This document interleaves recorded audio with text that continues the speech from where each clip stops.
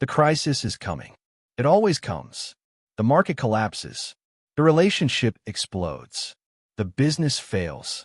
The diagnosis arrives. At that moment, when everything seems to be falling apart, most people collapse. Their minds are overcome by panic. Their thinking becomes chaotic. Their decisions turn into disasters that aggravate the crisis, leading to catastrophe. But not everyone. Some people become more lucid when the pressure increases. Some people think better when others think worse. Some people see opportunities where others see only destruction. These are the people with cool heads. Minds that don't heat up when circumstances do. Minds that remain cool when the world around them is on fire.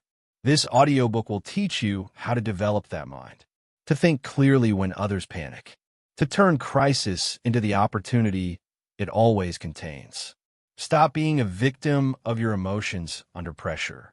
Start being the person who thrives because of it. Translated with dpel.com, free version. Chapter 1. Your heated mind is your greatest liability. Your mind is working against you. Right now, in this moment, your mind carries a vulnerability that has cost you more than you realize. It has sabotaged your decisions, destroyed your opportunities, damaged your relationships, created consequences you are still living with today. This vulnerability activates precisely when you need clear thinking most. When pressure mounts, when crisis arrives, when the stakes are highest. In those exact moments, your mind heats up, and a heated mind becomes your greatest liability. Here is what you need to understand. When crisis arrives, most people experience a fundamental shift in how their mind operates. Emotions flood the system. Thinking becomes reactive instead of strategic. Decisions become impulsive instead of considered. The careful, rational analysis that serves you well in calm moments disappears completely. What replaces it is heated thinking, emotional thinking, thinking that feels urgent and necessary, but produces outcomes that are disastrous and permanent. That is the key. A hot mind makes cold decisions that freeze your future. The heat of emotion produces the ice of consequence. The faster your mind races, the more frozen your options become afterward. The more urgent the feeling, the more permanent the damage. This paradox operates in every crisis. The mind heats up believing it is responding appropriately to threat. But the heated response creates far worse outcomes than the original threat ever could have. Think about the last time you made a decision you regret. Not a small decision, a significant one. A decision that changed the trajectory of your life, your career, your relationships. Examine that moment honestly. What was the state of your mind when you made that decision? Were you calm? Were you clear? Were you thinking strategically about long-term consequences? Almost certainly not. Almost certainly your mind was heated. Emotions were flooding. Pressure was mounting. And in that heated state, you made a choice that cold analysis would never have permitted. You have a choice. Continue allowing your heated mind to make decisions during pressure and continue living with the consequences that heated decisions produce. Or learn to recognize when your mind is heating up and develop the capacity to cool it before decisions are made. One path is familiar. It is how you have always operated. It is also why you have the regrets you have. The other path requires training, requires discipline, requires understanding what is happening in your brain and intervening before the heating goes too far. Here is how emotional hijacking actually operates. Your brain contains a structure called the amygdala. This ancient part of your brain serves as a threat detection system. When it perceives danger, it triggers a cascade of responses designed to help you survive. Heart rate increases. Stress hormones release. Blood flows to muscles for fight or flight. These responses serve your ancestors well when threats were physical and immediate. A predator appeared. The body responded. Survival depended on fast, automatic reaction. But here is what happens that most people never understand. When the amygdala activates fully, it suppresses the prefrontal cortex. The prefrontal cortex is where rational thinking happens, where you consider consequences, where you weigh options, where you make decisions based on analysis rather than impulse. When threat response activates, this part of your brain goes partially offline. You literally become less intelligent under stress. The part of your brain that would help you navigate the crisis most effectively gets shut down by the part of your brain that thinks the crisis requires immediate, unthinking reaction. That is the key. Under pressure, you become less capable of handling pressure well. This is the cruel mechanism that makes heated minds so dangerous. The more threatening the situation feels, the more your rational capacity diminishes. The higher the stakes, the less access you have to the thinking required to navigate them. Your brain responds to crisis by reducing your ability to handle crisis. And you have been letting this happen without intervention your entire life. It is not about being emotional. It is not about having feelings during difficult moments. Emotions are information. Emotions are appropriate. The problem is not feeling. The problem is allowing feeling to hijack thinking. The problem is the heating of the mind that occurs when emotions flood and rational capacity drowns. Cold mind does not mean no emotion. Cold mind means thinking that remains clear despite whatever emotions are present. Here is what heated decisions actually cost. Consider the investor in a market crash. The market drops. Fear floods. The heated mind screams to sell everything before losses get worse. The investor sells at the bottom, locking in losses that would have recovered if they had done nothing. The heated decision created permanent damage from temporary circumstances. The crisis would have passed. The heated decision made it permanent. Consider the leader who receives public criticism. Anger floods. The heated mind screams to respond immediately, to defend, to attack back. The leader fires off a response that goes viral for all the wrong reasons. A reputation built over years is destroyed in minutes by words that cold analysis would never have permitted. The criticism would have faded. The heated response made it immortal. Consider the person in a relationship conflict. Hurt floods. The heated mind screams things that cannot be unsaid. Words emerge designed to wound. The words accomplish their goal. And the relationship ends not because of the original conflict, but because of what the heated mind said during it. The conflict could have been resolved. The heated words made resolution impossible. You have a choice. Keep allowing heated decisions in heated moments.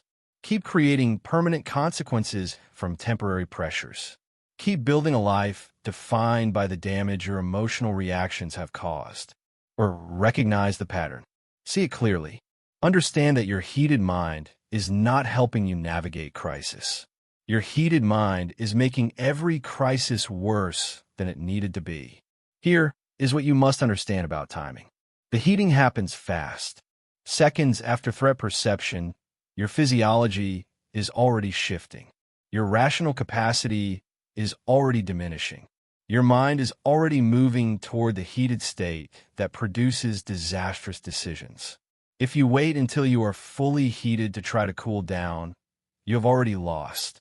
The intervention must come earlier. The recognition must happen faster. You must catch the heating beginning and interrupt it before it completes. This requires awareness you do not currently have. You do not notice your mind heating up because you're too busy heating up to notice.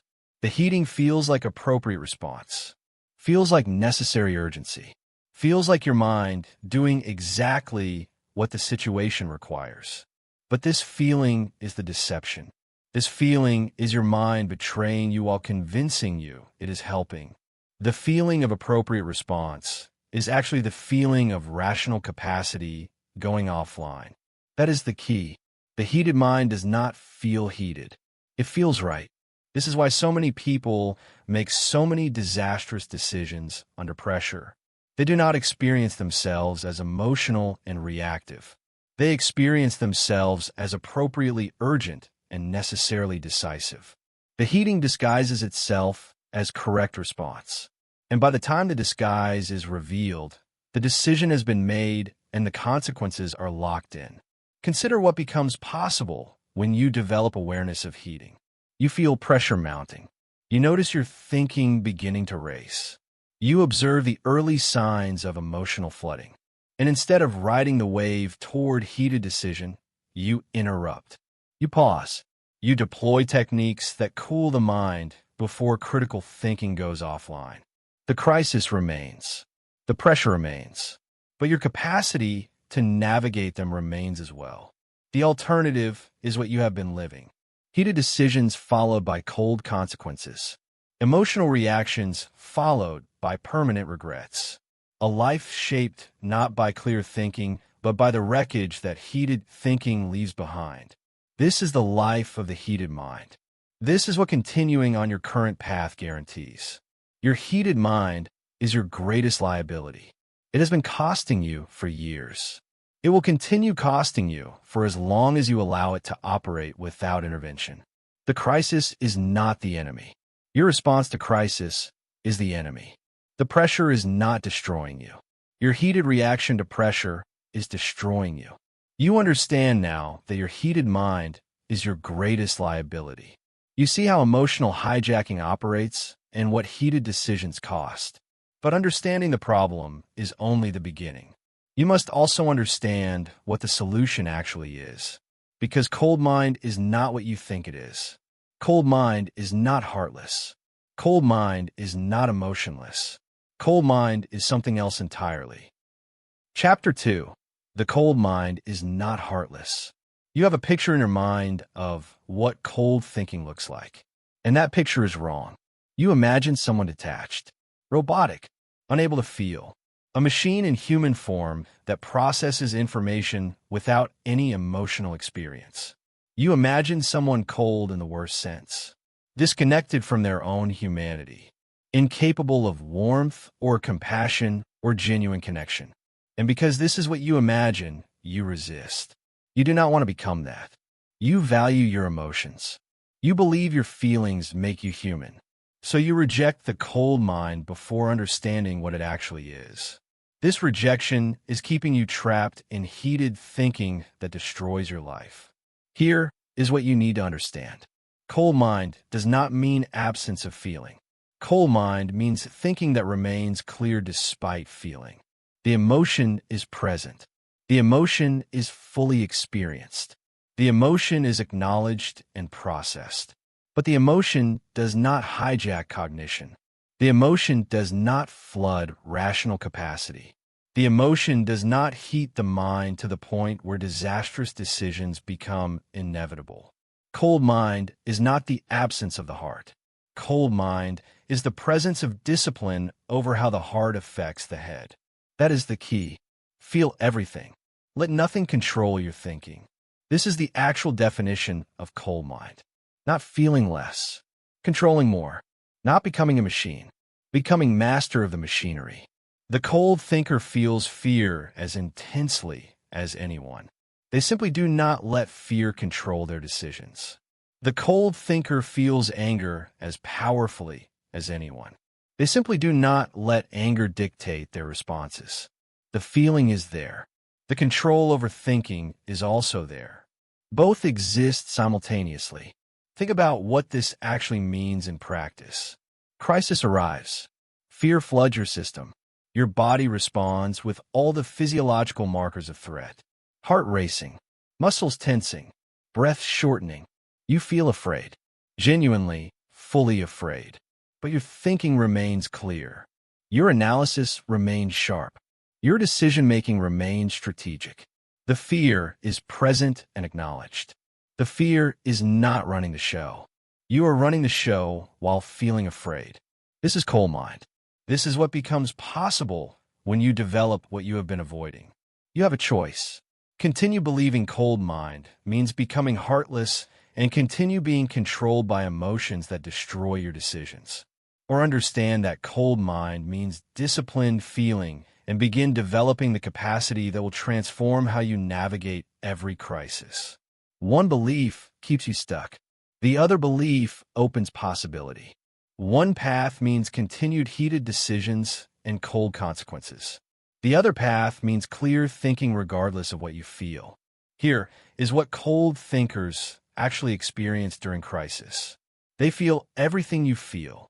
The fear is real. The anger is real. The panic rising is real. Nothing about their emotional experience is diminished or absent. What differs is what happens next. Where you become your fear, they observe their fear. Where you're consumed by anger, they notice anger present. Where panic floods your thinking, panic exists in their awareness without flooding anything. The experience is present. The identification with the experience is not. They have fear. They do not become fear. This distinction is everything. Consider two people receiving the same devastating news. Both feel the shock. Both experience the emotional impact. Both have nervous systems responding to threat. But one person's thinking goes offline. They cannot process information. They cannot consider options. They cannot make decisions. Their mind has heated completely. The other person feels the same shock, but remains able to think. They can process what they are hearing. They can consider what comes next.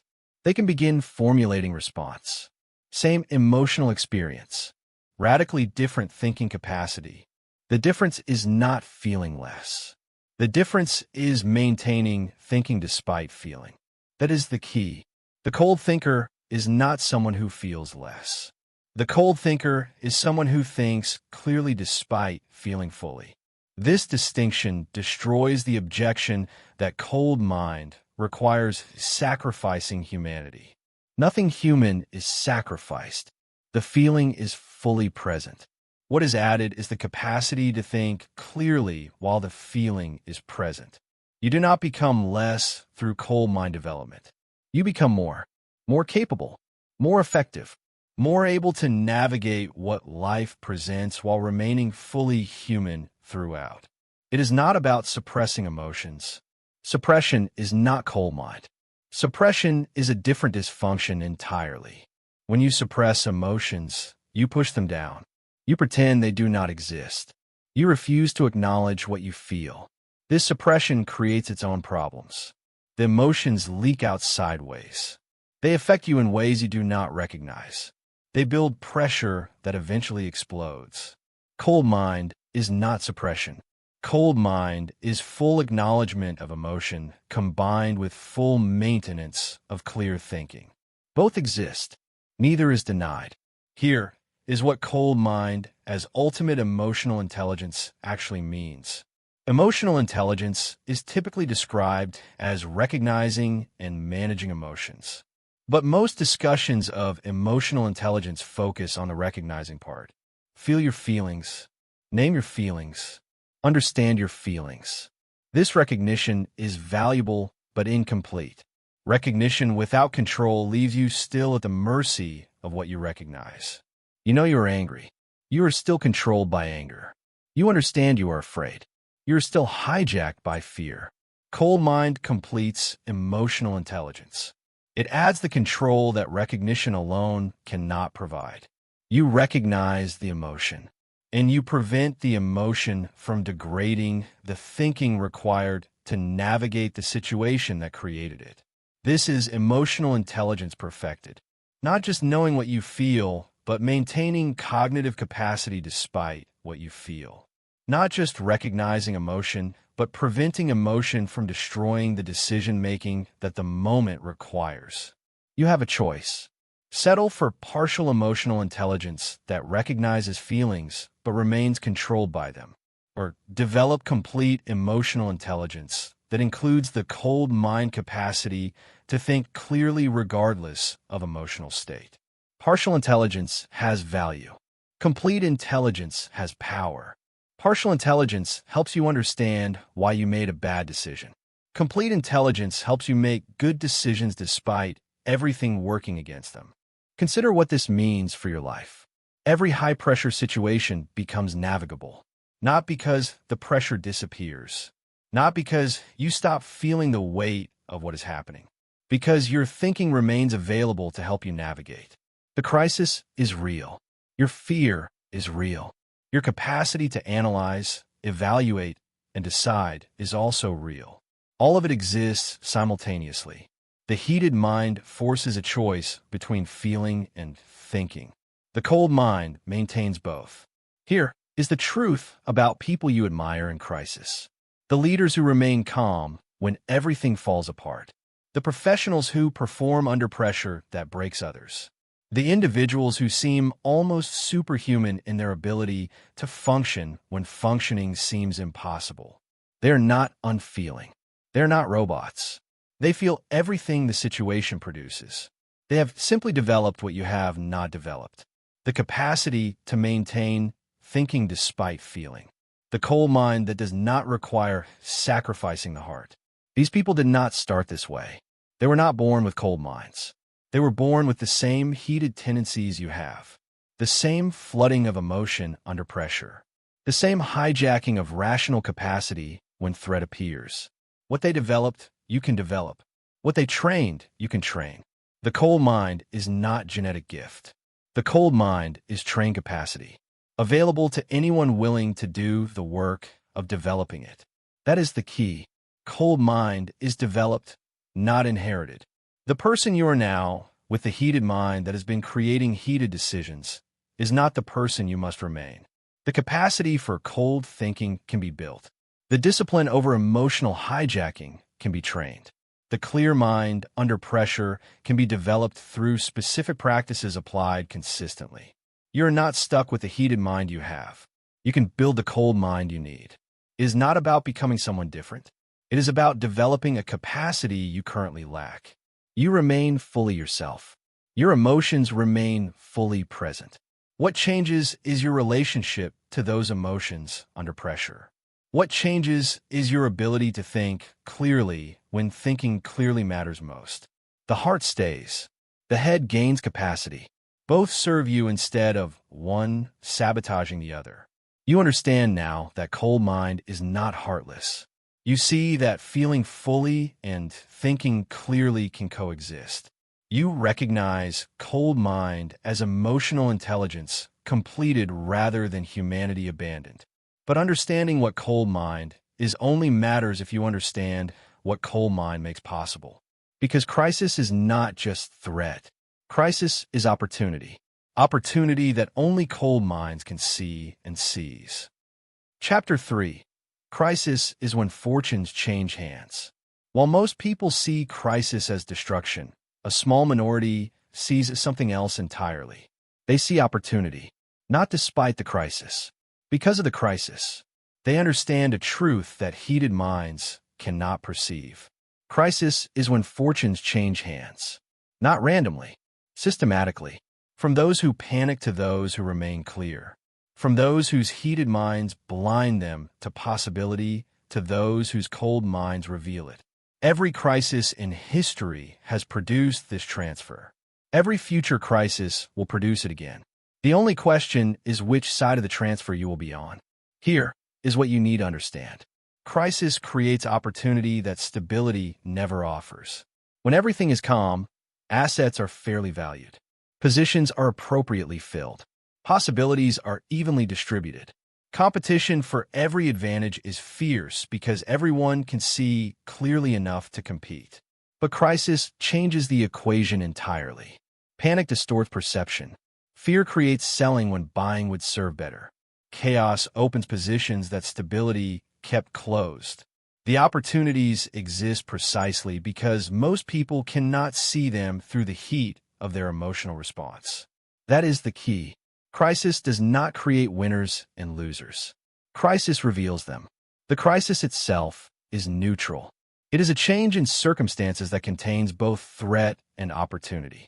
What determines whether you experience threat or opportunity is not the crisis.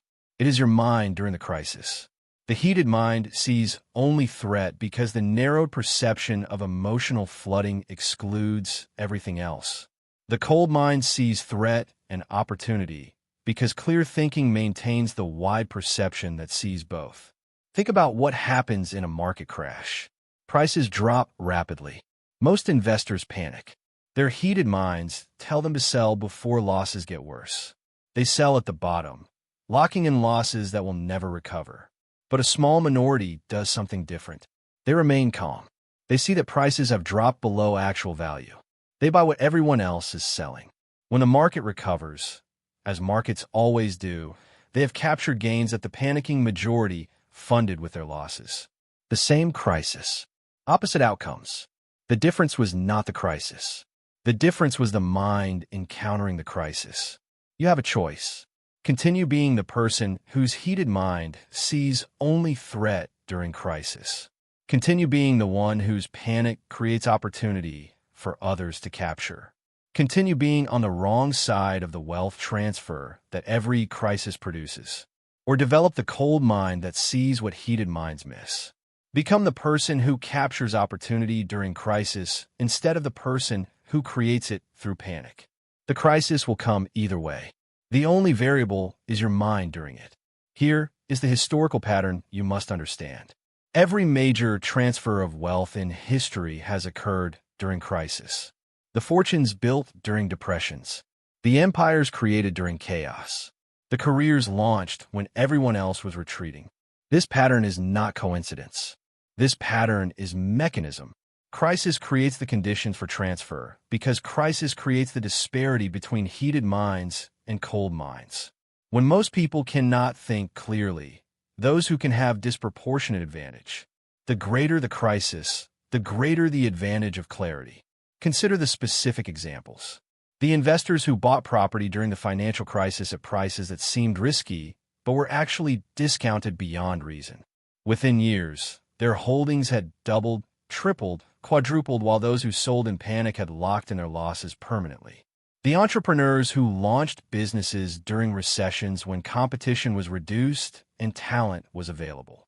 Their timing seemed crazy to heated minds, but was actually strategic to cold ones. The professionals who stepped up during organizational crises and demonstrated capability that accelerated their careers by years. Crisis created the opening. Cold minds walked through while hot minds stood paralyzed. That is the key. The opportunity in crisis is not available to everyone equally. It is available only to those who can see it. And seeing it requires the cold mind that heated response prevents. You could be standing directly in front of the greatest opportunity of your life and miss it completely because your heated perception excluded it from view. This has probably already happened. The opportunities you have missed during past crises because your mind was too hot to see them. Those opportunities went to someone else. Someone whose mind was cold enough to perceive what you could not. It is not about being opportunistic in the negative sense. It is not about exploiting others' suffering. It is about recognizing that crisis reshuffles everything. Positions change. Values shift. Possibilities open that were closed before. These changes are happening whether you see them or not, whether you benefit from them or not. The question is not whether the reshuffling will occur. The question is whether you will be clear enough to navigate it well or heated enough to be damaged by it. Here is why most people cannot see opportunity in crisis. The brain under stress narrows perception. This is biological. This is automatic. This is happening to everyone whose mind heats up during crisis. The narrowed focus is designed to concentrate attention on immediate threat. In physical danger, this concentration has value. But in modern crisis, the narrowing blinds you to everything except the threat itself. The opportunity exists outside the narrowed field. It exists in the peripheral perception that heat eliminates. Cold mind maintains the wide view that sees the full picture. Hot mind loses it. Consider what this means practically. Crisis arrives. Your mind heats up. Your perception narrows to the threat. Every option you consider is defensive. How do I protect myself? How do I minimize damage? How do I survive this? These questions have value, but they are not the only questions. The cold mind asks the defensive questions and also asks different questions. What is becoming possible that was not possible before? What is being undervalued that will recover? Where are others retreating that I could advance? These questions require the wider perception that heat destroys. You have a choice. Keep allowing your mind to heat up and keep missing the opportunities that every crisis contains. Or develop the cold mind that maintains wide perception and start seeing what you have been missing. The opportunities do not stop existing because you cannot see them. They simply go to whoever can. Your blindness is their advantage. Your heated perception is their opportunity to capture what you will never even know you missed. Here is what separates the crisis profiteers from the crisis casualties. Not luck, not circumstance, not being in the right place at the right time. Mind state. The profiteers maintain clarity while the casualties lose it. The profiteers ask questions while the casualties make declarations of doom. The profiteers act strategically while the casualties react emotionally. Same crisis, same circumstances, same threats and opportunities present. Different minds encountering it. Different outcomes resulting. That is the key. The cold mind does not just protect you during crisis. The cold mind positions you to gain during crisis. This is not a small difference. This is the difference between crisis destroying your position and crisis improving it. The difference between emerging from difficulty diminished and emerging strengthened. The difference between crisis being a chapter of loss in your story and crisis being a chapter of breakthrough. The cold mind creates this difference. The heated mind prevents it. Consider what you want the next crisis to produce for you. Do you want it to produce another story of loss? Another experience of paralysis? Another transfer of opportunity from you to someone who remained calm? Or do you want it to produce something different? Advancement while others retreat? Capture while others surrender? The turning point that years from now you will look back on as the moment everything changed? The choice is made now, not during the crisis. The choice is made in how you develop before the crisis arrives. In whether you build the cold mind that will see opportunity or remain stuck with the heated mind that will see only threat. The crisis itself is coming. It always comes. What you bring to it determines what you take from it. You understand now that crisis transfers fortune from heated minds to cold minds. You see that opportunity exists in every crisis, but is visible only to those clear enough to perceive it. You recognize that your heated responses have been costing you opportunities you never even saw. But this recognition creates a problem. How do you develop cold mind before crisis? How do you train for pressure when pressure is not present? The answer is you must train before the crisis arrives. Chapter 4. Train your mind before crisis arrives. You cannot learn to swim while drowning. This is obvious when you say it aloud. No one expects to develop swimming skills in the moment when water is filling their lungs and panic is flooding their mind. The time to learn swimming is before the water becomes dangerous.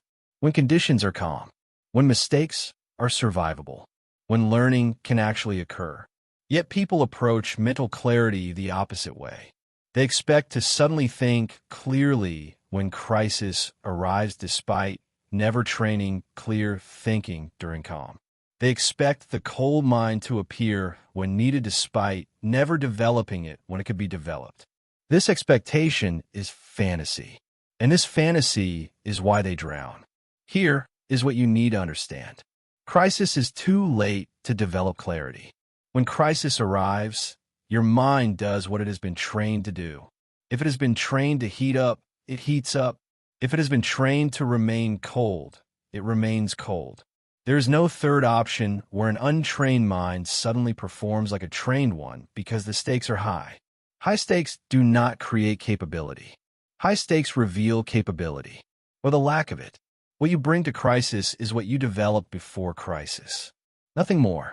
That is the key. The cold mind is forged in peace and deployed in war. The forging must happen when conditions allow forging. When the pressure is low enough that training can occur.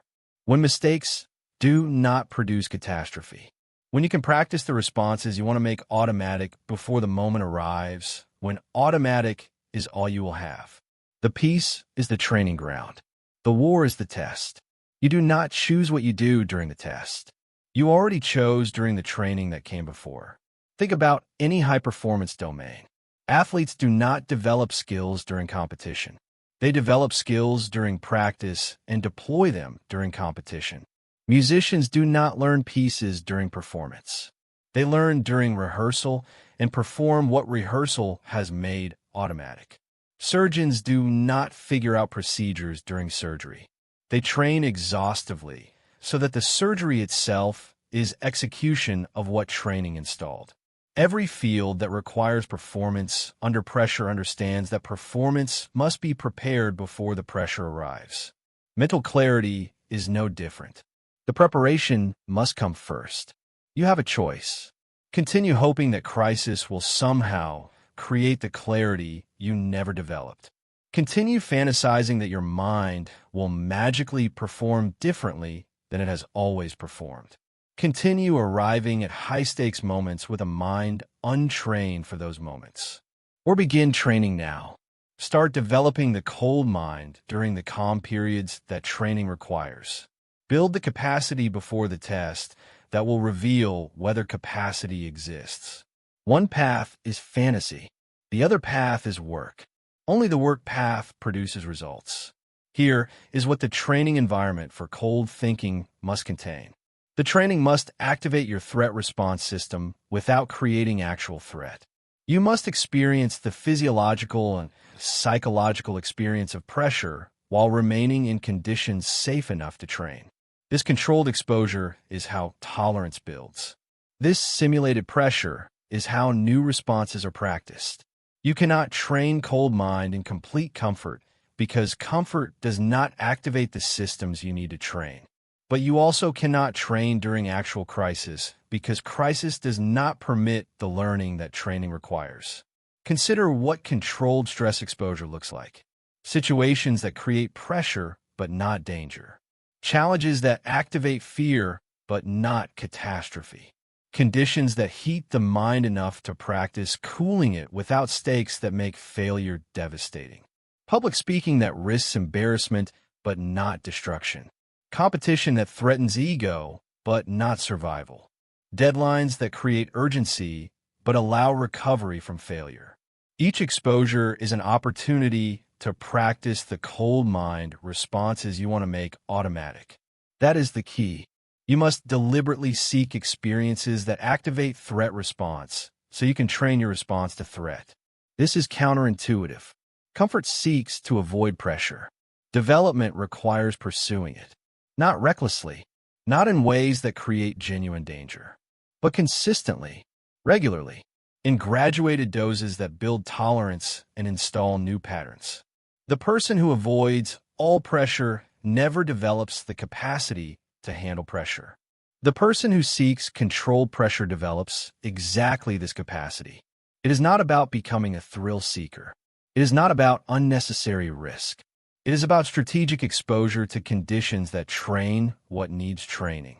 About recognizing that the avoidance of discomfort is also the avoidance of development.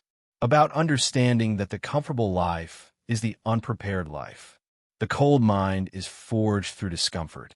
The heated mind remains untrained through comfort. You are choosing one path or the other through how you structure your ordinary days. Here is what graduated challenge means specifically. You do not begin with maximum pressure. You begin with pressure you can handle while still practicing new responses. As capacity builds, pressure increases. What once felt overwhelming becomes manageable. What once heated your mind completely now produces only mild warming that you easily control. The graduation is essential. Too much pressure too soon overwhelms the capacity you're trying to build. Too little pressure too long fails to activate the training effect. The graduation finds the edge where growth occurs. Consider how this works practically. Week 1. You practice remaining calm during minor frustrations.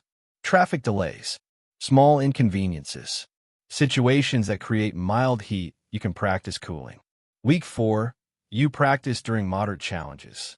Difficult conversations, minor conflicts, situations that create more heat requiring more deliberate cooling. Month 3. You practice during significant pressure. High-stakes presentations, important negotiations, situations approaching real crisis that test whether your training is producing results. Each stage builds on the previous. Each level prepares for the next. You have a choice. Remain at the level of pressure you can currently handle and never develop capacity for more, or graduate deliberately through increasing challenge and build the cold mind that can handle what you currently cannot. Comfort keeps you static. Graduation builds capacity. The crisis waiting in your future does not care what level you are comfortable at. It will present whatever pressure it presents. Your preparation determines whether that pressure destroys you or reveals your capability to handle it. Here is what daily practices that build cold mind capacity actually look like. They are specific. They are actionable. They are practices you can begin today regardless of your current level. Practice breath control under artificial stress. Set a timer for a challenging task. Notice when pressure rises and breathing becomes shallow. Deliberately slow and deepen breath while continuing the task. This builds the automatic connection between pressure and breath control that crisis will require. Practice observation during emotional activation. When you feel anger or fear or frustration during ordinary life, pause and observe. Notice the feeling without acting on it. Build the gap between emotion and response that cold mind requires. Each successful observation strengthens the capacity for observation under greater pressure. Practice decision-making under time pressure. Create artificial deadlines for decisions that do not require them. Practice making good decisions faster than comfort would prefer. Build the capacity for clear decision-making when crisis removes the luxury of extended deliberation. Practice physical discomfort tolerance. Cold exposure. Exercise past comfortable limits. Situations that create physical stress you must manage while maintaining function. The body and mind are connected. Physical stress tolerance builds mental stress tolerance. That is the key. Daily investment in capacity building produces crisis-ready clarity. Not dramatic investment. Consistent investment. Small practices performed daily accumulate into significant capability over time. The person who practiced for 10 minutes daily for a year enters crisis with more capacity than the person who crammed intense training for a week. Consistency builds what intensity cannot. Consider what you are actually doing during these practices. You are rewiring automatic responses. You are installing new patterns that will execute without conscious thought when crisis requires them. You are building the cold mind through repetition until cold response requires no effort. The practices feel small in the moment. The accumulation becomes enormous over time. You understand now that training must happen before crisis arrives. You see what controlled exposure and graduated challenge look like. You have specific daily practices you can begin immediately. But all of this training serves a specific capability. The ability to separate what you observe from how you react to it. Because observation and reaction are different things. And learning to separate them changes everything. Chapter 5. Separate observation from reaction. Something happens and you react. The sequence feels instant, feels automatic, feels like observation and reaction are the same moment. But they are not the same moment. They are two distinct moments that have been collapsed into one through years of untrained response. You perceive something and immediately the reaction follows. No gap, no pause, no space between what you see and what you do. This collapsed sequence is why your mind heats up in crisis. This collapsed sequence is why you make decisions you regret. This collapsed sequence is what cold mind training must expand. Here is what you need to understand. Between perceiving a situation and reacting to it, space can exist. Not just theoretical space, actual space. A gap where observation completes before any reaction begins. In this gap, you see the situation fully. You assess what is actually happening. You consider what response would actually serve you. Then, only after observation is complete, you respond. This sequence produces radically different outcomes than the collapse sequence, where reaction begins before observation finishes. The gap is where cold mind operates. The gap is what heated minds have lost. That is the key. See clearly first. Respond wisely second. Never reverse this order. Most people have reversed this order their entire lives. They begin responding before seeing is complete. Their reaction shapes their continued perception. They see only what confirms the reaction they have already begun. The order is backwards and the outcomes reflected. Reactions based on incomplete observation. Decisions based on partial information. Consequences based on responses that should never have been made. Think about what happens when the sequence is collapsed. Someone says something that triggers you. Before you have fully heard their words, your reaction has begun. Defensiveness rises. Counter-arguments form. Your response is already taking shape before their sentence ends. By the time they finish speaking, you are not really observing anymore. You are reacting, and your continued perception is distorted by the reaction already underway. You hear not what they said, but what your reaction interprets them as having said. The observation never completed. The reaction contaminated it. You have a choice. Continue collapsing observation and reaction into a single moment and continue making reactions based on incomplete observation. Or learn to separate them and gain access to the clear seeing that transforms every response you make. One path is familiar. It is how you have always operated. It is also why your reactions so often miss the mark. The other path requires training, requires deliberate practice, requires building a gap that years of automatic response have closed. Here is how to begin building the observation gap. The first step is recognizing when reaction has begun before observation is complete. This recognition itself creates separation. You notice yourself starting to react. The noticing is separate from the reacting. In that moment of noticing, you have created a tiny gap. You have observed yourself reacting. The observation and the reaction became distinct. This is the beginning. This is where expansion starts. Practice noticing the earliest signs of reaction. The tension in your body before you consciously recognize you are triggered. The thought forming before you consciously recognize you are already formulating response. The emotional shift before you consciously recognize you're already heating up. These early signs are where intervention is most effective. The later you notice, the harder it becomes to separate. The earlier you notice, the more space you can create. That is the key. The gap is built through earlier and earlier recognition of reaction beginning. Each time you catch yourself reacting before observation is complete, you create the possibility of pause. Each pause is practice in separation. Each practice builds the capacity for more separation.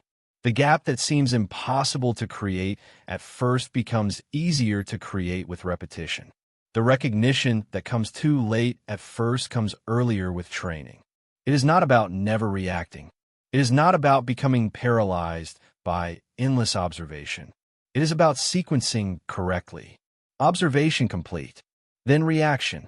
The reaction still happens. The reaction is simply informed by complete observation rather than contaminating incomplete observation. The response still occurs. The response is simply based on clear seeing rather than distorted perception. You are not removing reaction. You are putting it in its proper place after rather than during observation. Here is what happens when you use the gap strategically. Crisis arrives. Your mind begins its automatic heating, but you notice the heating beginning. This noticing creates a tiny gap. In that gap, you choose not to react yet. You continue observing instead. The situation becomes clearer because your perception is not distorted by reaction already underway. You see what is actually happening rather than what your triggered state interprets as happening. Only after this clear observation do you respond. And your response reflects reality rather than your heated distortion of it. Consider the difference this makes in conflict.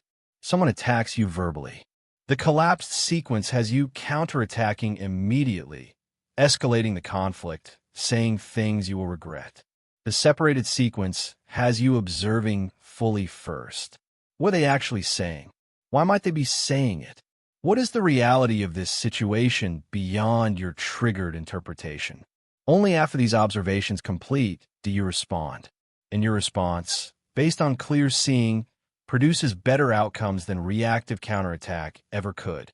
Consider the difference in high-stakes decisions. Pressure mounts.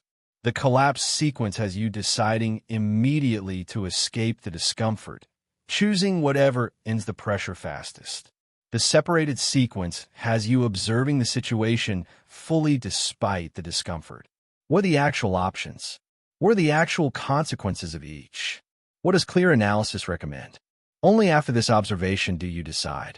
And your decision, based on complete information, produces better outcomes than pressure escape decisions ever could. You have a choice. Continue making decisions and responses based on incomplete observation contaminated by premature reaction, or develop the gap that allows complete observation before any response begins. The outcomes differ enormously. The relationships differ. The decisions differ. The life that results differs. All from a sequence of two moments that can either collapse into one or remain properly separated. Here is the specific practice for building separation. When you notice yourself triggered, stop. Do not respond. Do not act. Simply observe. Observe the situation externally. What is actually happening? Observe yourself internally. What am I feeling? What reaction is trying to emerge? How was this reaction shaping my perception? The observation is the practice. Each moment of observation instead of reaction builds the capacity for more observation. The gap expands through use. Make this practice deliberate and daily. Do not wait for crisis to practice separation. Practice during ordinary interactions. Someone says something mildly annoying. Instead of reacting, observe. What do they actually say? What reaction is arising in me? Can I complete the observation before any response begins? The ordinary moments are training for the extraordinary moments. The small practices build the capacity for large applications. That is the key. Separation practiced in small moments becomes available in large moments.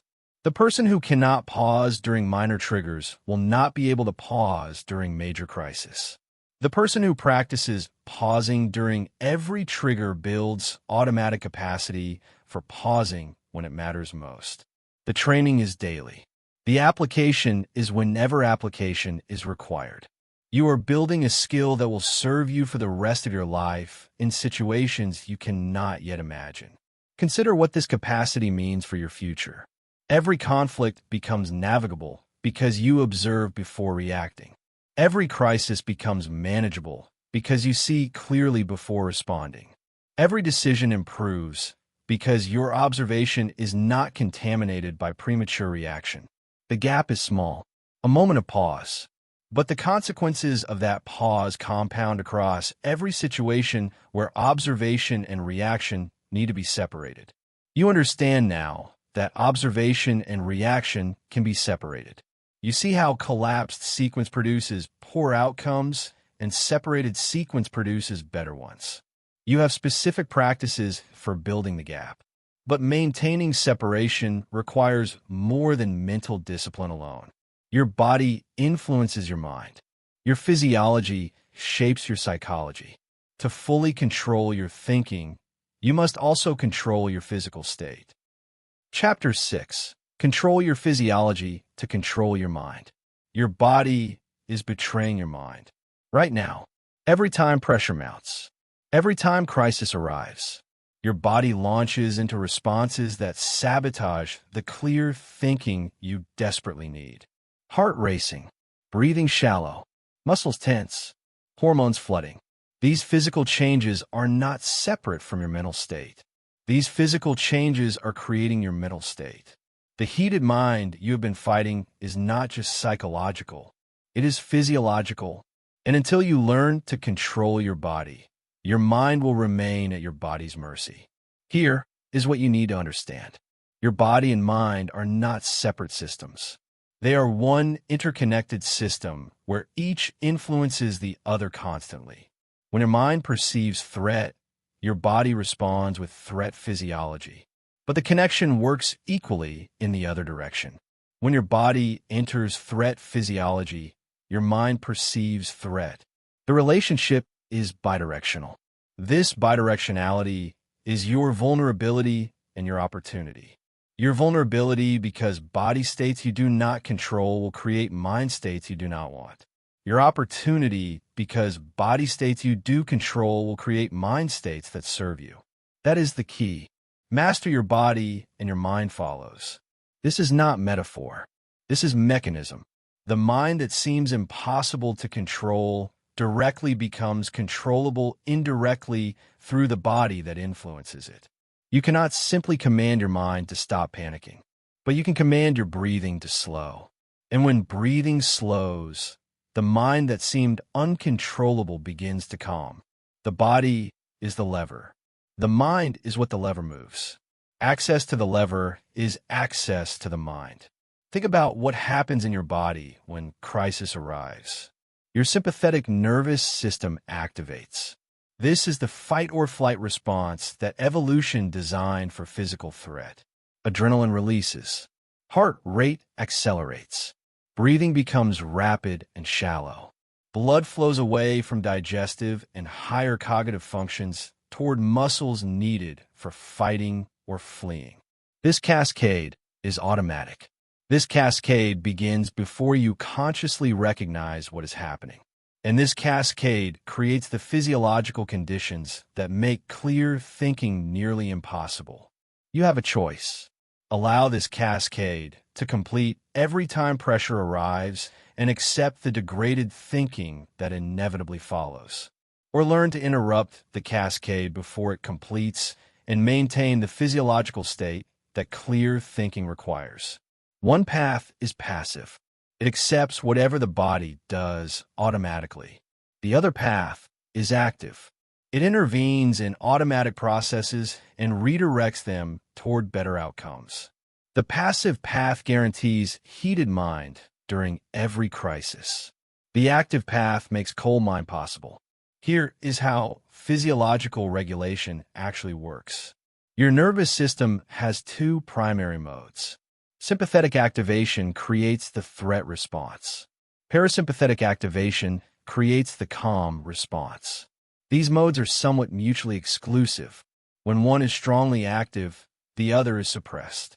You cannot be simultaneously in full threat response and full calm response. The modes compete. And here is the crucial insight.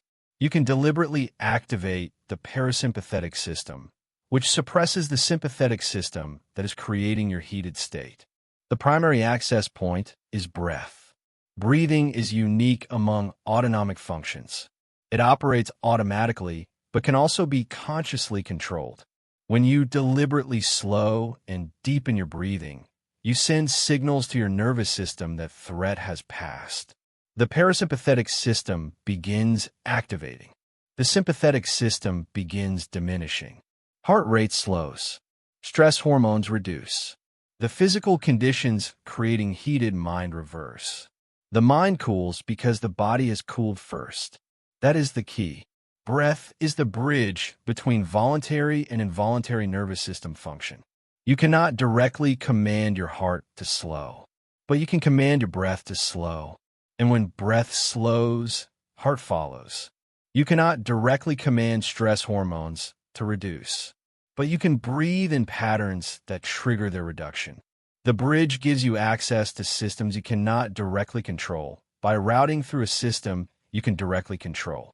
It is not about breathing exercises as relaxation techniques.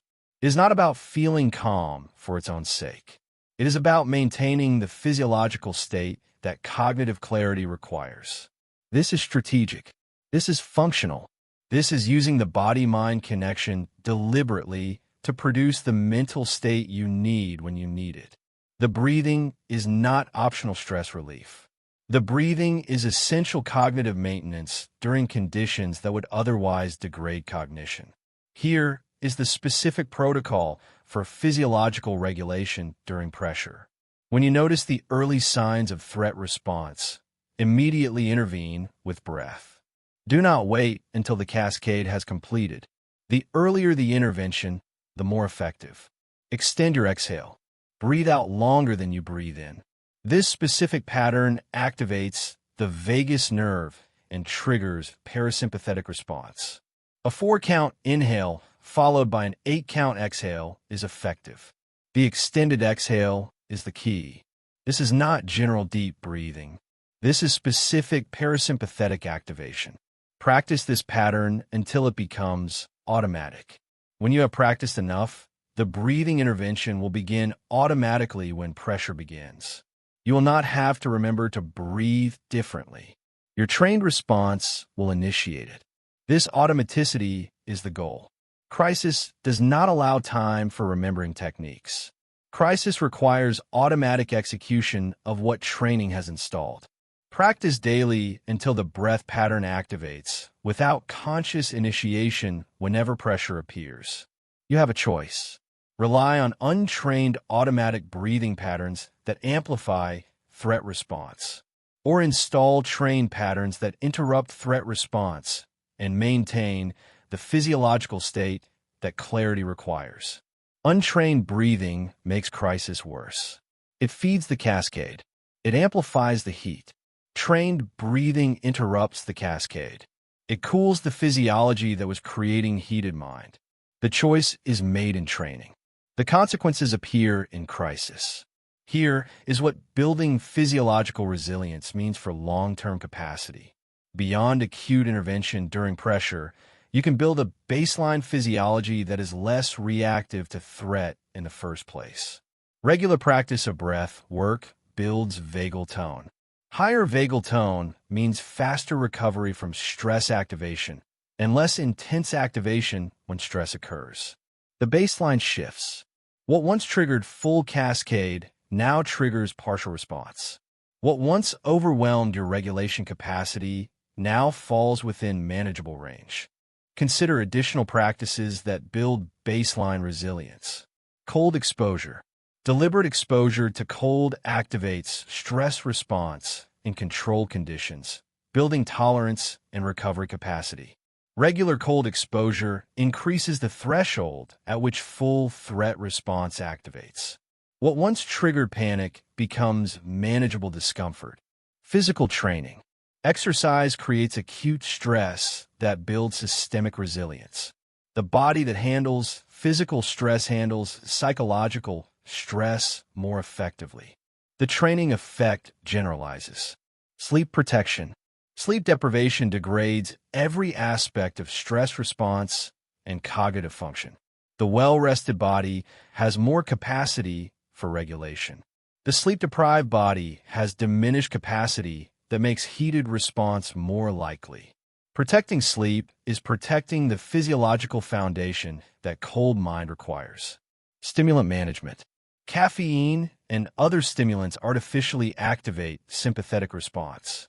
Excessive use creates baseline elevation that makes additional threat activation more likely to overwhelm regulation capacity.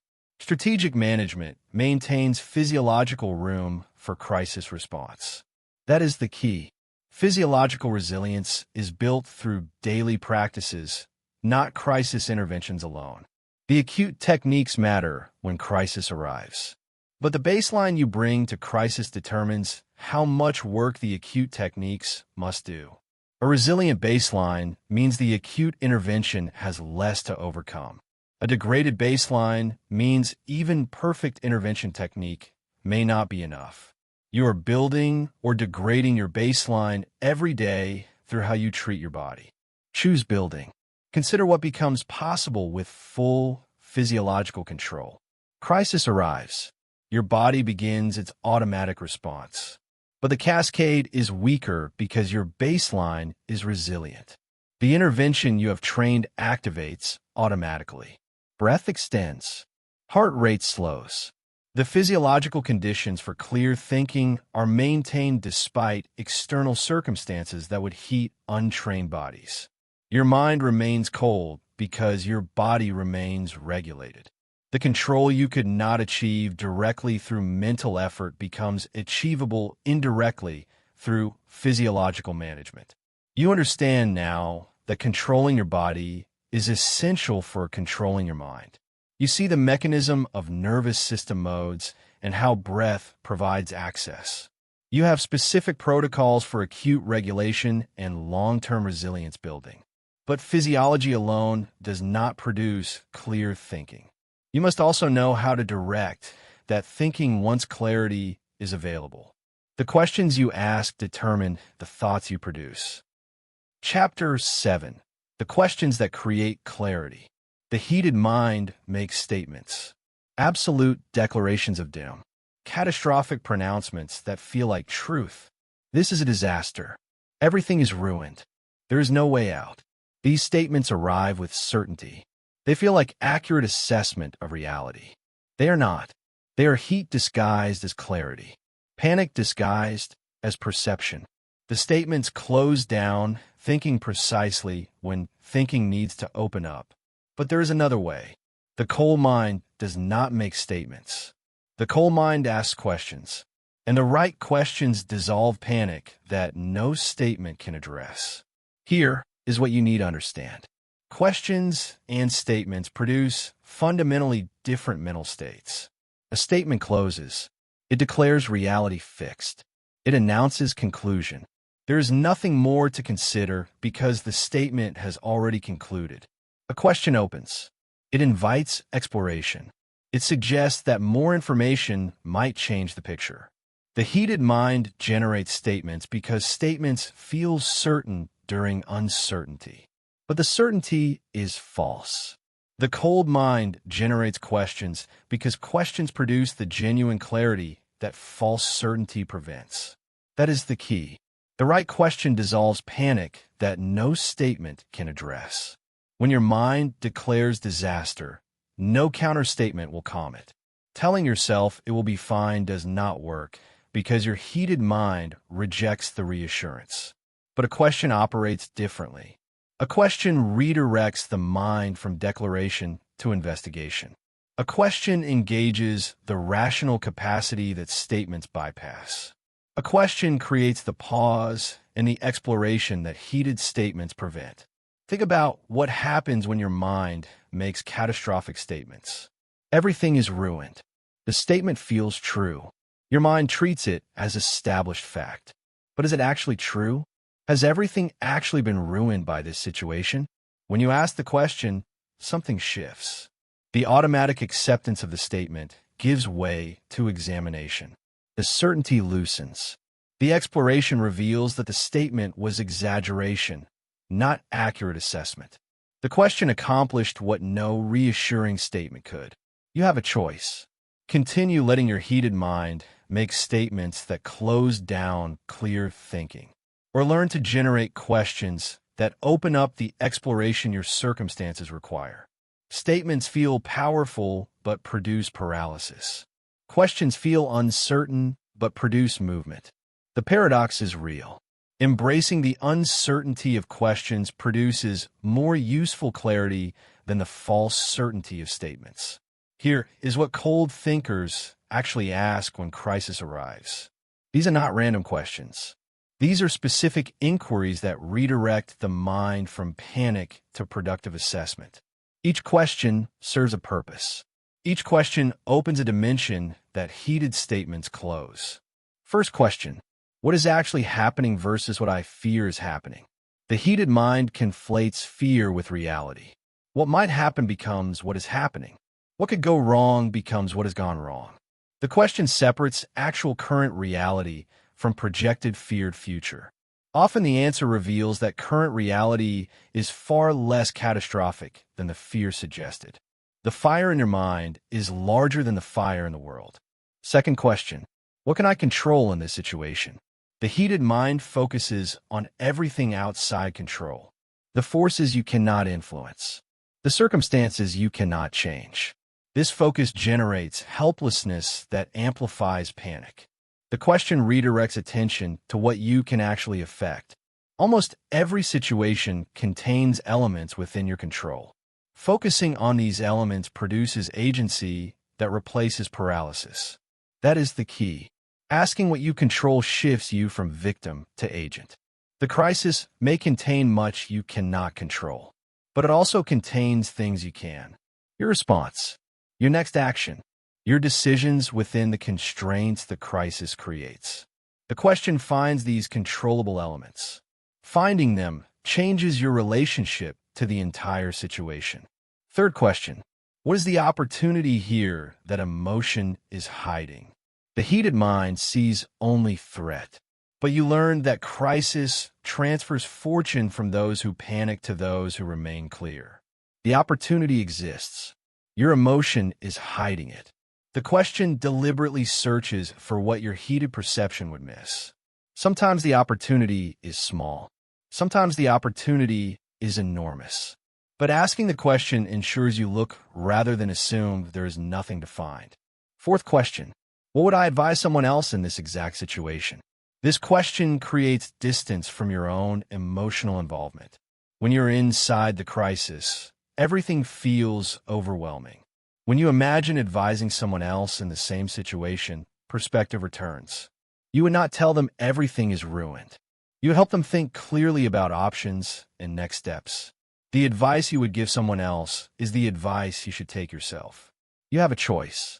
Keep these questions abstract concepts you understand intellectually, or install them as automatic responses that arise whenever crisis triggers heated thinking. Understanding helps nothing.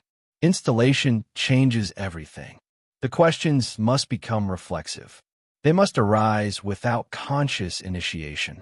This requires practice before crisis. Here is how to install questions as automatic response. Practice asking these questions during ordinary stress before you need them during extraordinary crisis. Traffic frustrates you. Ask what you can control. A minor conflict occurs. Ask what is actually happening versus what you fear. A small setback arrives. Ask what opportunity might be hidden. Each practice repetition strengthens the neural pathway. Each strengthening makes the questions more likely to arise automatically when practice is not available. Create triggers that initiate questioning. When you notice your body entering threat response, let that physical sensation trigger the first question. When you notice your mind making catastrophic statements, let the statement itself trigger the counter question. The triggers become linked to the questions through repetition. Eventually, the heat itself initiates the questioning that cools it. That is the key. The questioning habit is built through deliberate practice until it requires no conscious initiation. You are not trying to remember to ask questions during crisis. You are building automatic questioning that happens without remembering. The heated mind makes automatic statements. You are building automatic questions to counter them. The battle is between two automatic processes. You are training the one that serves you to be stronger than the one that harms you. It is not about having the right answers. It is about asking the right questions. The questions themselves produce clarity even before answers emerge. The act of questioning shifts the mind from declaring to exploring, from concluding to investigating, from heated certainty to cold assessment. The answers that eventually emerge are valuable, but the shift from statement to question is valuable independent of any answer. Consider what this means for your capacity under pressure. Crisis arrives. Your heated mind begins making catastrophic statements, but your trained questioning response activates. What is actually happening? The investigation begins. What can I control? Focus shifts to actionable elements. What opportunity exists? Perception widens to include possibility. What would I advise someone else? Perspective returns. Each question cools the heat. Each answer clarifies the path. The crisis remains. Your capacity to navigate it has transformed. Here is what distinguishes cold thinkers from everyone else in crisis. Everyone experiences the initial heat. Everyone's mind begins making catastrophic statements. The difference is what happens next. For most people, the statements continue and intensify. The heat builds. Clarity diminishes. For cold thinkers, questions interrupt the statements. The heat cools. Clarity emerges. Same initial experience. Different subsequent trajectory. The questions make the difference. You understand now that questions create clarity that statements cannot. You have the specific questions cold thinkers ask. You know how to install questioning as automatic response. But questions alone do not complete crisis navigation. Eventually, you must decide. And deciding under pressure creates its own challenges. The temptation to continuously revise. The doubt that undermines execution. Cold mind requires a specific approach to decision-making. Chapter 8. Decide once, then execute without doubt. You make a decision, then you unmake it, then you remake it differently. Then you doubt that version too. The cycle continues. Deciding and undeciding. Committing and uncommitting. Acting and then reversing. This continuous revision feels like careful thinking. It feels like appropriate caution given the stakes. It is neither. It is paralysis disguised as prudence. It is the heated mind unable to settle on any course because every course seems potentially wrong. And while you cycle through endless revision, the crisis continues. The window for effective action narrows. The opportunity for good outcomes shrinks. Here is what you need to understand. Continuous deciding wastes the clarity that cold mind creates. You work to cool your thinking. You asked the right questions. You achieved genuine clarity about the situation and your options. But then you made a decision and immediately began questioning it. The questioning reheated your mind. The clarity you achieved began dissolving. Now you are back in heated thinking, not because the crisis overwhelmed you, but because you could not commit to your own clear assessment. The cold mind created the decision. The heated mind destroyed it through endless revision. That is the key. Decide cold. Execute without doubt. Review only after. This sequence preserves the value of cold thinking. The decision is made from clarity. The execution proceeds without the doubt that would undermine it. The review happens afterward, when there is actual evidence to evaluate rather than imaginary scenarios to fear. The sequence matters. Violate the sequence, and you lose everything the cold mind produced. Think about what happens when you decide and then immediately doubt. The decision was made from your clearest assessment. But doubt arises. Maybe I was wrong. Maybe I missed something. Maybe the other option was better. The doubt does not produce new information. The doubt simply rehashes what you already considered. You're not thinking more carefully. You are thinking in circles. And the circular thinking generates heat, generates anxiety, generates the impaired cognition you worked so hard to prevent. The doubt is not helping. The doubt is destroying. You have a choice. Continue the pattern of deciding and undeciding that has paralyzed you in every previous crisis. Or commit to a new protocol where decisions made from clarity are executed without the revision that destroys both the decision and the execution. One pattern feels careful but produces chaos. The other pattern feels risky but produces results. The feeling is wrong in both cases. Trust the protocol, not the feeling. Here is why continuous revision is more dangerous than imperfect commitment. First, revision consumes time. While you cycle through doubt, time passes. Options that existed when you first decided may not exist by the time you finish revising. Windows close. Opportunities expire. The crisis evolves beyond the conditions you were assessing. Perfect decisions made too late produce worse outcomes than good decisions made on time. Your revision is costing you the time that execution requires. Second, revision signals uncertainty that affects others. In any crisis involving other people, your uncertainty is visible. They see you committing and uncommitting. They lose confidence in your leadership. They begin their own doubt spirals triggered by yours.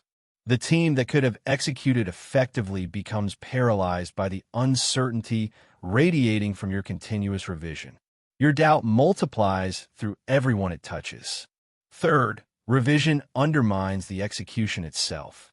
Even if you eventually settle on a decision, the doubt that preceded settlement weakens your commitment to it. You execute half-heartedly. You watch for signs you were wrong rather than focusing on making the decision work. You are already preparing your explanation for why the decision failed rather than ensuring it succeeds. The doubt becomes self-fulfilling prophecy. That is the key. Doubt during execution undermines the execution it doubts. This is not psychology alone. This is mechanism. Attention directed toward doubt is attention not directed toward effective execution. Energy consumed by questioning is energy not available for doing. The divided mind produces divided results. The committed mind produces committed results. Doubt does not improve outcomes. Doubt degrades them. It is not about being reckless. It is not about refusing to think carefully before deciding. Think as carefully as the situation allows. Use all the cold mind techniques to achieve maximum clarity. Ask all the questions that produce useful assessment. But then decide. And once decided, stop thinking and start doing. The time for thought was before the decision. The time for doing is after. Mixing them together destroys both. Here is how to make decisions stick under pressure. First, recognize that doubt after decision is not new thinking. It is recycled thinking with added anxiety. The considerations arising in doubt are the same considerations you already weighed. Nothing new is being produced. Only heat is being added to what was already assessed. When you recognize doubt as recycled content rather than new insight, the doubt loses its power to derail you. Second, commit verbally and publicly when possible. Tell someone your decision. Write it down. Announce your course of action. External commitment creates accountability that internal commitment lacks. The public statement makes revision harder because revision now requires public admission of uncertainty. Use this friction strategically. Make the decision. Announce it. Let the announcement protect you from your own tendency to revise. Third, set a review point in the future rather than reviewing continuously. You will evaluate how the decision played out, but not now. At a specific future time when actual results exist to evaluate. Until that time, doubt is not permitted because doubt has no new information to work with. The review point gives doubt a proper home, a time when it will be useful rather than destructive. Until that time, execution proceeds without interference. You have a choice. Implement these commitment techniques and gain the power of decisions that actually get executed, or continue your pattern of revision and continue getting the paralyzed outcomes that revision produces. The techniques feel uncomfortable because they remove the escape route of continuous rethinking. That discomfort is the point. The escape route was never helping. It was only providing the illusion of careful thinking while destroying your capacity for effective action. Here is what the post-action review looks like. The decision was made. The execution happened. Now results exist. Now you have actual evidence about whether the decision was good or bad. Now doubt has something useful to examine. The review asks clear questions. What worked? What did not? What I do differently next time? The answers inform future decisions. The learning accumulates. But the learning happens after, not during. The review is productive because it examines reality rather than imaginary fears. Consider what happens when you review during execution instead of after. You have no real evidence yet. You only have anxiety about what might happen. Your review is not evaluating actual outcomes. Your review is spinning scenarios that may never occur. This is not assessment. This is worry disguised as analysis. The disguise makes it feel productive. The reality is pure destruction of execution capacity. Save the review for when there is something real to review. That is the key. Doubt has a place. That place is after execution, not during it. This is not about eliminating doubt from your life. Doubt serves important functions. It helps you learn from mistakes. It prevents repetition of errors. It improves future decisions. But Doubt during execution serves none of these functions. It only impairs the execution it interrupts. The proper sequencing puts doubt where it helps and removes it from where it harms. Consider the cold thinker facing crisis. They achieve clarity. They assess options. They decide. Then something remarkable happens. They stop thinking about whether the decision was right. They focus entirely on making it work. Their full attention goes to execution. Their full energy goes to implementation. They are not dividing themselves between doing and doubting. They are unified in action, and unified action produces better outcomes than divided action regardless of whether the original decision was optimal. You understand now that continuous revision destroys both decisions and execution. You see why commitment matters more than perfect analysis. You have techniques for making decisions stick, but decision-making in crisis often involves others, and others are experiencing their own heated minds. Their panic affects you. Your calm can affect them. Cold mind is not just individual capacity. It is social force. Chapter 9. Become the calm in others' storm. You do not experience crisis alone. Others surround you. Colleagues in work crisis. Family in personal crisis. Teams in organizational crisis. Their minds are heating just as yours wants to heat. Their panic is visible. Their fear is audible. Their chaos is contagious. And here is what most people never realize. Emotional states spread. The panic of others will infect you if you let it.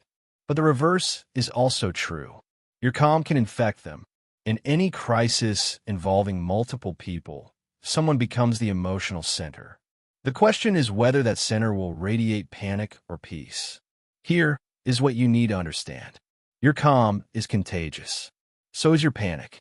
Choose what you spread. This is not inspiration. This is neuroscience. Humans are wired for emotional contagion. Mirror neurons fire when observing others' emotional states. The observed emotion begins replicating in the observer. This is why panic spreads through crowds.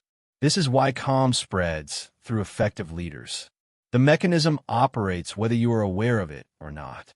Awareness lets you use it deliberately rather than being used by it unconsciously. That is the key. In crisis, someone becomes the emotional anchor.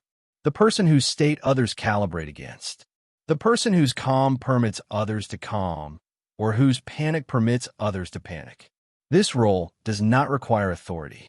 This role does not require position. This role goes to whoever holds the most stable state most visibly. Your cold mind can make you that anchor. Your stability can become the center that others organize around. Or your heated state can contribute to the collective chaos that makes everything worse. Think about what happens when no one maintains calm. Crisis arrives. Everyone heats up simultaneously. Panic feeds panic. Each person's fear amplifies the next person's fear. The emotional temperature rises without limit because no one is providing the counter signal of stability. Communication degrades. Coordination fails. Decisions become impossible because everyone is reacting to everyone else's reactions. The collective heated state produces outcomes far worse than the original crisis warranted. You have a choice. Add your panic to the collective chaos and watch outcomes deteriorate beyond what the crisis required. Or maintain your cold mind and become the stabilizing force that allows others to find their own stability. Your individual state matters beyond your individual outcomes. Your state affects everyone around you. The choice about your mental temperature is also a choice about your contribution to collective capacity. Here is how to maintain cold mind when surrounded by hot minds.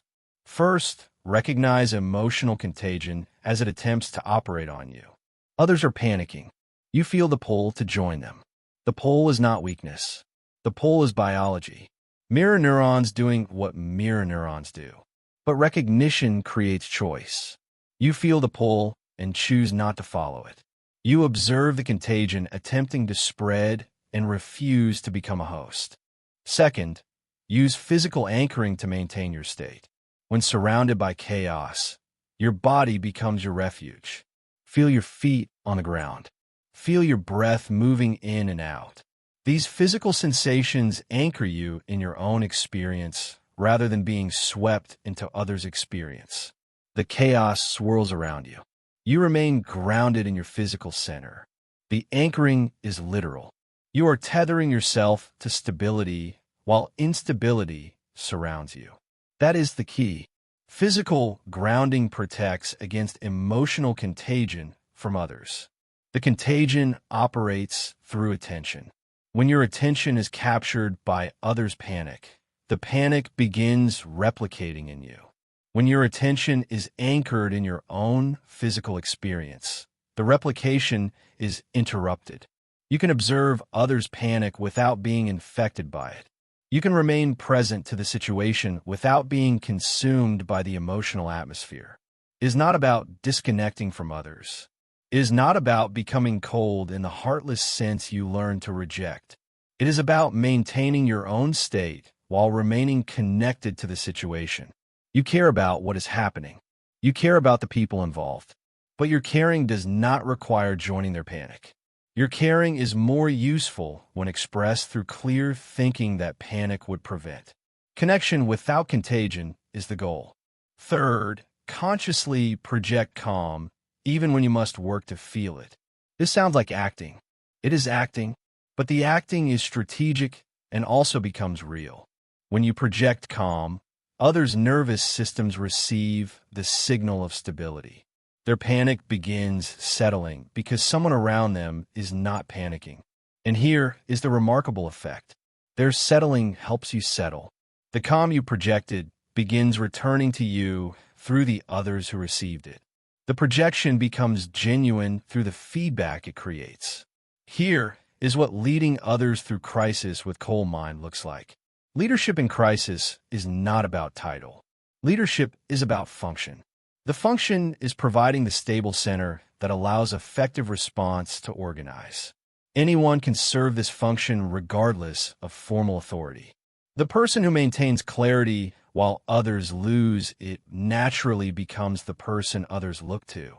The cold mind creates leadership that no title could confer. Consider what others need during crisis. They need someone who sees clearly when they cannot see. They need someone whose thinking remains functional when theirs has degraded.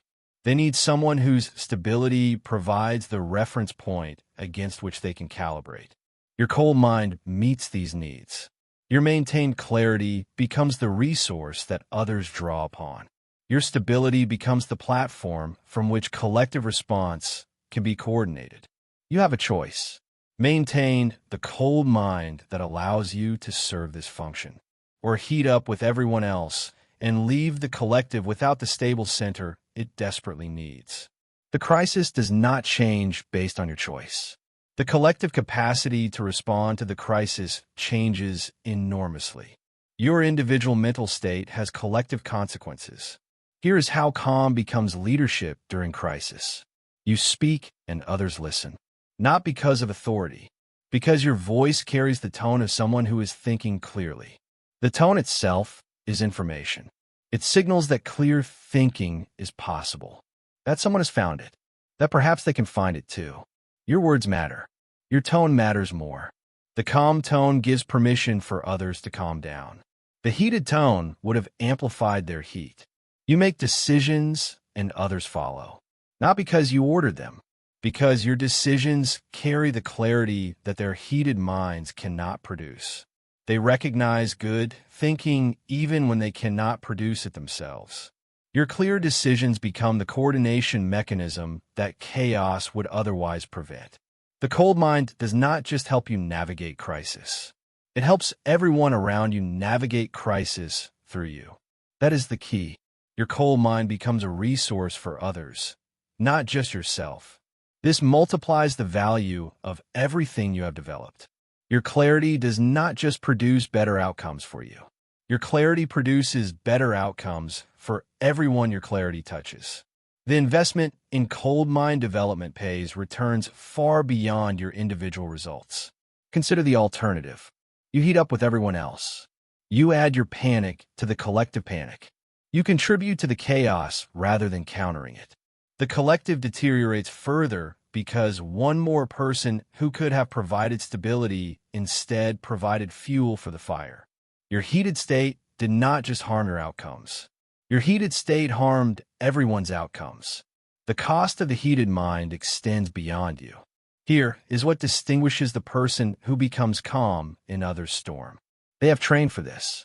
They did not accidentally maintain stability while others lost it.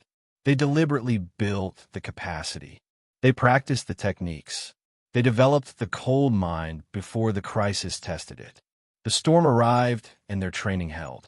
The chaos surrounded them and their preparation protected them. They became the calm because they had built the capacity for calm before calm was required. This is you. This can be you. The training you're learning is not just for your benefit. It is for the benefit of everyone who will be around you when crisis arrives. Your development of cold mind is contribution to every collective you are part of. Your preparation is service to people who do not yet know they will need what you are building. You understand now that emotional states spread and your calm can anchor others. You see how to maintain stability when surrounded by chaos. You recognize that cold mind creates leadership regardless of formal authority. But all of this points towards something larger. Cold mind is not a crisis technique. Cold mind is a way of life. Chapter 10, The Cold Mind Life. You have learned 9 principles. 9 chapters of cold mind discipline. 9 pathways toward clarity that most people never achieve. But principles are not transformation. Understanding is not becoming. You can recite every concept in this audiobook and remain exactly as reactive, as heated, as controlled by emotional chaos as you were when you started. Because cold mind is not knowledge. Cold mind is capacity built through practice. Cold mind is not something you know. Cold mind is something you become.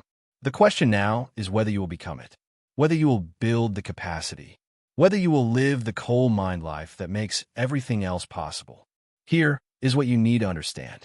Cold mind is not a technique deployed occasionally. Cold mind is a way of being developed through continuous practice. The person who tries to use cold mind only during crisis will fail during crisis. The capacity must be maintained constantly to be available when needed. The practices must be daily to produce results when circumstances demand them. You are not learning a tool to pull out when required. You are developing an identity that is always present. That is the key. The cold mind is not for crisis. The cold mind is for life. Crisis is simply where cold mind is tested most severely. But the testing reveals what was built during ordinary times. The capacity available during crisis is the capacity developed before crisis. If you practice cold mind only when crisis arrives, you will have no cold mind when crisis arrives. The life of daily practice is what produces the capacity for extraordinary performance. Think about what this means practically. Every day contains opportunities for cold mind practice. Small frustrations that could heat your mind or could be met with observation and regulation. Minor conflicts that could trigger reactive responses or could be navigated with the gap between observation and reaction. Ordinary pressures that could generate anxiety or could be managed through physiological control and questioning. The extraordinary capacity is built from ordinary practice. The crisis performance emerges from daily discipline. You have a choice. Treat cold mind as crisis intervention and have no cold mind when crisis arrives. Or treat cold mind as daily practice and have reliable capacity whenever capacity is required. One approach is easier in the short term. No daily discipline required. No consistent practice demanded. The other approach is harder in the short term, but produces the only results that matter. The easy approach fails when failure costs most. The hard approach succeeds when success matters most. Here is what daily practices that maintain cold mind look like. They are not separate from life. They are woven into life. Every situation becomes training ground. Every challenge becomes opportunity for strengthening. The practices are not additional burden. The practices are transformed relationship with experiences you're having anyway. Morning regulation. Begin each day with deliberate physiological calibration. Breath work that establishes parasympathetic tone. The day starts from a regulated baseline rather than whatever state sleep produced. 5 minutes of intentional breathing creates hours of improved capacity. The investment is minimal. The return is enormous. Continuous observation practice. Throughout the day, notice emotional states as they arise. Not to judge them, not to suppress them, to observe them. The noticing strengthens the observer capacity that cold mind requires. Each observation is a repetition that builds the muscle. By evening, dozens of observations have accumulated. Over weeks, the observer becomes strong enough to maintain position even during intense emotional activation. That is the key. Observation practice during ordinary emotions builds capacity for observation during extraordinary emotions. You cannot suddenly observe panic if you have never practiced observing irritation. You cannot maintain the gap during crisis if you have never maintained the gap during inconvenience. The small practices build the large capacities. The daily discipline produces the extraordinary capability. Deliberate question deployment. When challenges arise during ordinary days, ask the cold mind questions. What is actually happening versus what I fear? What can I control? What opportunity exists? The questions become habitual through repeated use. When crisis arrives, the questions arise automatically because they have been arising automatically in smaller situations for months or years. The habit is installed through repetition. The habit activates without conscious initiation. Evening review. End each day with brief assessment. Where did I maintain clarity? Where did I lose it? What triggered the loss? What will I do differently tomorrow? The review is not self-criticism. The review is information gathering. The information guides tomorrow's practice. The practice improves. The capacity builds. The cycle continues. You have a choice. Implement these daily practices and build genuine, reliable cold mind capacity. Or skip the daily discipline and wonder why cold mind is unavailable when you desperately need it. The practices take minutes.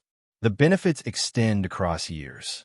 The disproportion between investment and return makes the choice obvious. Only the unwillingness to do what is simple prevents the results that matter.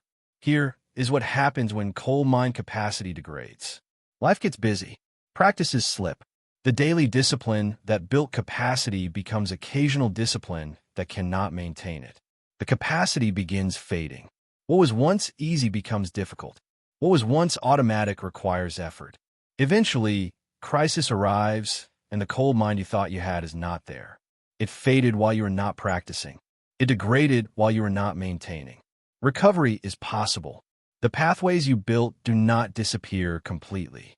They weaken but remain.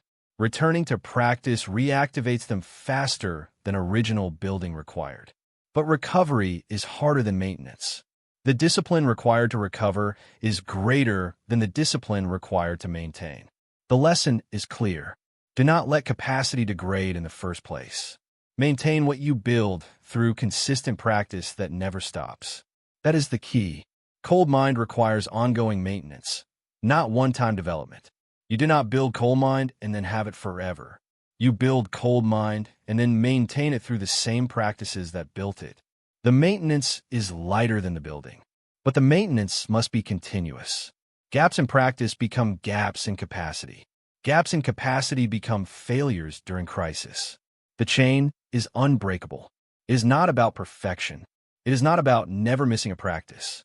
It is about returning when you drift, recognizing when capacity has degraded, recommitting to the discipline that builds it back. The cold mind life includes failure and recovery, includes drifting and returning, includes imperfect consistency that still produces remarkable results compared to no consistency at all. Here is what the cold mind life actually creates. Freedom from emotional reactivity. You still feel everything, but feelings do not control your responses. You experience the full range of human emotion without being enslaved by any of it. The freedom is not from feeling. The freedom is from feeling controlling. This freedom transforms every domain of life. Opportunities captured that heated minds miss. Crisis continues arriving as crisis always does. But you see what others miss. You act when others freeze.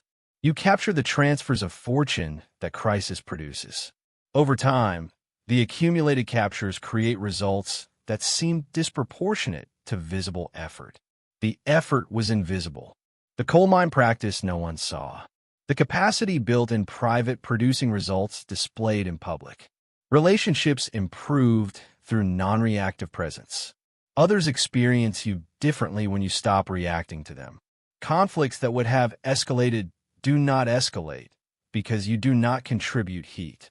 Conversations that would have been damaged remain productive because your clarity maintains productive space. The people in your life receive better version of you. The better version exists because cold mind creates it. Decisions consistently better because emotions consistently controlled. Every domain requiring decisions improves.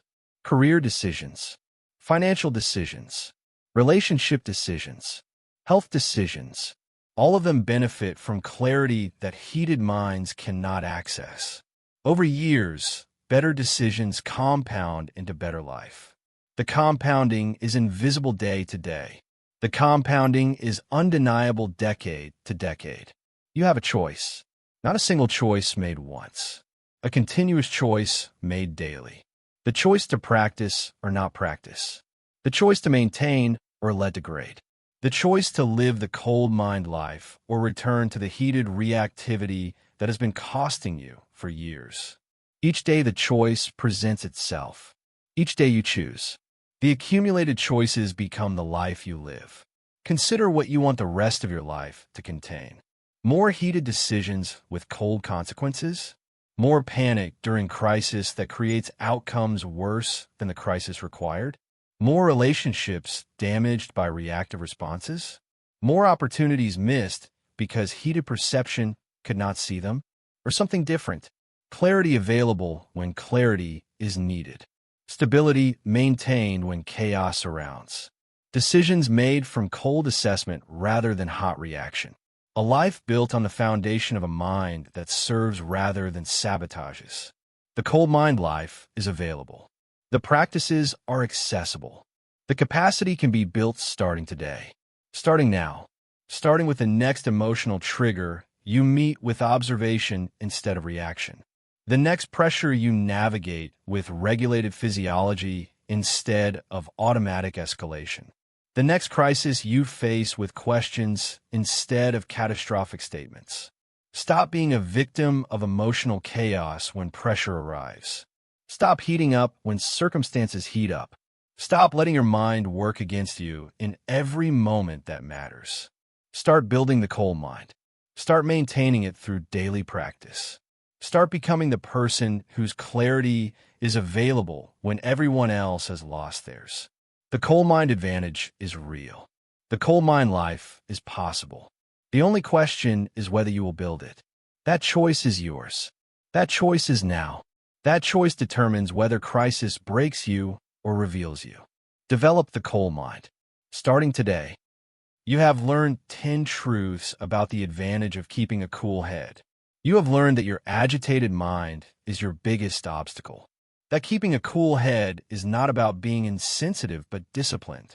That a crisis is when luck changes hands, passing from panicked minds to clear minds. You have learned to train before the crisis arrives. To separate observation from reaction. To control your physiology, to control your mind.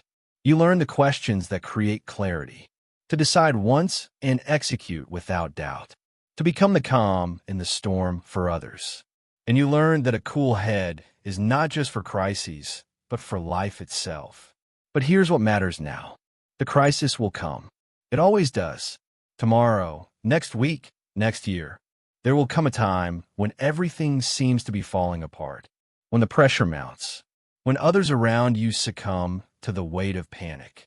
At that moment, who will you be?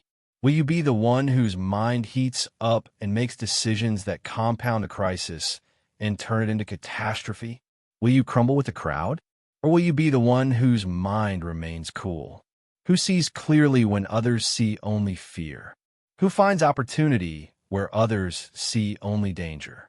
Who emerges stronger because the pressure made you clearer, not weaker?